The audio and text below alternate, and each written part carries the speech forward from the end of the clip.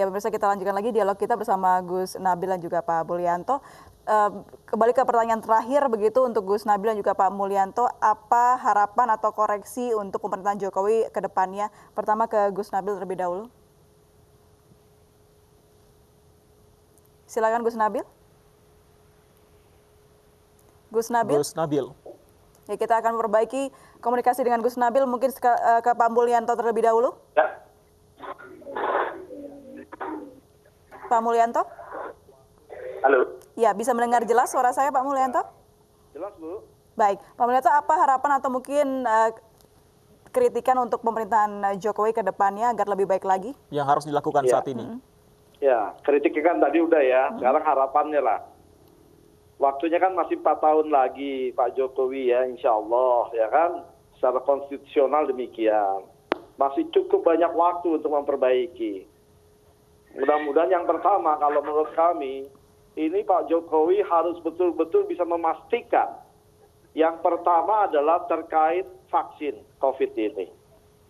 Pak Jokowi bisa memastikan yang pertama vaksin itu bisa didistribusikan tepat waktu. Karena ini sangat ditunggu betul vaksin itu. Kemudian kan kita sudah mencanangkan APBN tahun 2021 untuk vaksin ini. Nah mudah-mudahan jangan sampai realisasi terlambat anggarannya.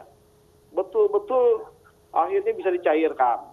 Nanti sesuai dengan skenarionya, mana yang akan didahulukan, diberikan dengan gratis, akan berbasis APBN itu. Oke, Pak. Itu sangat penting. Pak Mulyanto, jadi harapan saya yang paling Pak Mulyanto ini. memperbaiki ini apakah termasuk mengganti orang-orang yang ada di dalam kementerian saat ini? Khususnya untuk penanganan hal-hal yang paling krusial saat ini. Kalau saya terus terang sih nggak terpikir ya mengenai orang-orangnya. Saya terpikir bagaimana mengelola negara ini. Tata kelolanya yang diperbaiki.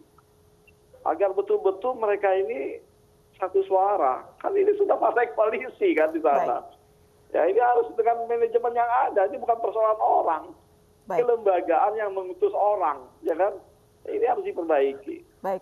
Bagaimana Gus Nabil juga mempunyai pendapat yang sama? Ya, hasil survei mana yang tadi dipaparkan oleh Ainis ya? Iya. Indikator atau mana ya? Ya, ada yang berpandangan ada peningkatan, ada juga yang mengatakan bahwa masih banyak yang harus dikritik. Gus. Iya. Ya, saya ingin menyampaikan bahwa apapun yang kemudian muncul di survei, kan ada yang menyatakan puas dengan kinerja 1 tahun ini, ada yang menyatakan belum puas. Ini terus tentu harus menjadi cambuk bagi pemerintah untuk terus berbenah. Seperti yang tadi saya katakan, yang kami dorong, kami minta adalah adanya sistem data yang terintegrasi, karena itu sangat penting.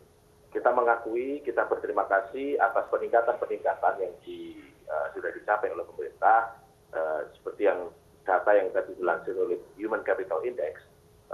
Di sektor kesehatan misalnya, dulu 0,66%, sekarang sudah naik menjadi 0,72%. Ini tentu prestasi yang harus kita akui bersama, namun kita juga tidak mungkin masih ada kekurangan-kekurangan di pemerintah yang harus kita perbaiki. Kami yang ada di DPR tentunya bersama Pak Mulyanto dan kawan-kawan akan terus mengawal pemerintah sesuai dengan tugas tupoksi kami, yaitu legislasi, budgeting, dan pengawasan. Baik, masih ada 4 tahun ke depan, kita akan tunggu seperti apa yang kita harapkan. Semua masyarakat harapkan tentunya peningkatan di pemerintahan Presiden Joko Widodo dan juga Pak Maruf Amin. Terima kasih Pak Mulyanto dan juga Gus Nabil, selamat sore. Terima kasih, Assalamualaikum. Waalaikumsalam warahmatullahi wabarakatuh. Pemirsa, Menko Polhukam Mahfud MD menyatakan pemerintah tidak melarang unjuk rasa asalkan mematuhi peraturan. Mahfud juga mengingatkan aparat bersikap humanis dan tidak menggunakan peluru tajam dalam mengamankan aksi demo. Pemerintah tidak melarang kalau mau unjuk rasa, yang penting ikuti aturan. Unjuk rasa adalah unjuk rasa, menyampaikan aspirasi, memberitahu kepada kepolisian, tidak harus minta izin, cukup memberitahu tempatnya di mana dan berapa massa yang akan dibawa perkiraannya. Harap tertib. Kepada aparat kepolisian dan semua perangkat keamanan dan ketertiban diharapkan untuk memperlakukan semua pengunjuk rasa itu dengan humanis. Jangan membawa peluru tajam. Jangan membawa peluru tajam. Saya ingatkan bahwa bukan tidak mungkin di antara para pengunjuk rasa itu ada penyusup yang ingin mencari martir, mencari korban yang kemudian ditudingkan ke aparat. Ini juga sudah masuk di dalam tengara kami, di dalam tengarai para penegak hukum dan penjaga Kamtibmas, dalam hal ini kepolisian. Kepada para pengunjuk rasa, silakan unjuk rasa, silakan, tapi hati-hati, jangan sampai ada penyusup yang mengajak Anda bikin ribut, atau teman Anda nanti tiba-tiba menjadi korban karena ada penyusup yang ingin mencari martir. Kepada aparat penegak hukum, kepada aparat keamanan juga, supaya memperlakukan demonstran itu dengan humanis, penuh persaudaraan, karena mereka warga negara kita juga, tetapi kepada yang akan mengacau dan diketahui mengacau dan ada bukti, supaya ditindak tegas. Di saat mahasiswa dan buruh di berbagai daerah menggelar unjuk rasa, Presiden Joko Widodo sore tadi menerima kunjungan Perdana Menteri Jepang Yoshihide Suga. Sore tadi bertempat di Istana Bogor, Jawa Barat, Presiden Jokowi menerima kunjungan Perdana Menteri Jepang Yoshihide Suga. Kunjungan ini sebagai bentuk kerjasama bilateral dan sedianya menjadi penguat hubungan kedua negara.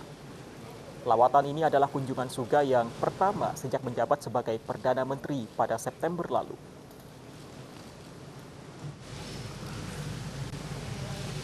Lebih lanjut, kedua negara berharap kunjungan ini menjadi jalan untuk membuka koordinasi berbagai kerjasama.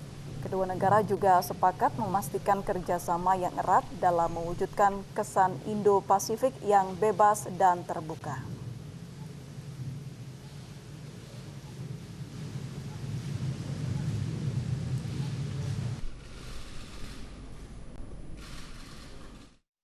Pemirsa, terdakwa kasus surat jalan palsu Joko Chandra tertidur saat nota keberatannya dibacakan. Kami kembali usai jeda berikut ini.